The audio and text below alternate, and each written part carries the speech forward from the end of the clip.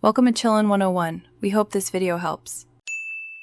In this video, I will explain how to make a stock portfolio in Google Sheets. First, open a new Google Sheet and give it a descriptive name like My Stock Portfolio. Next, set up your initial columns. You'll need headings for ticker, shares owned, purchase price, and current price. This foundational structure is crucial for organizing your investment data effectively. We'll use these columns to track your holdings and calculate performance. Now, let's populate your sheet with actual stock data.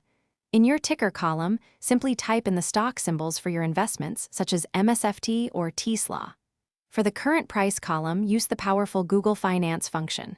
For example, if your ticker is in cell A2, you'd enter equals Google Finance, A2, price, to automatically pull the latest price. This function updates automatically, keeping your portfolio current.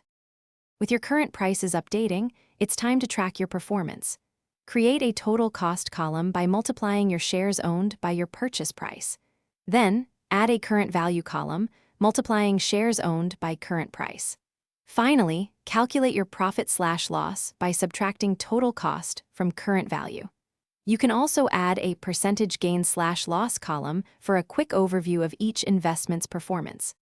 To enhance your portfolio, consider adding more advanced features.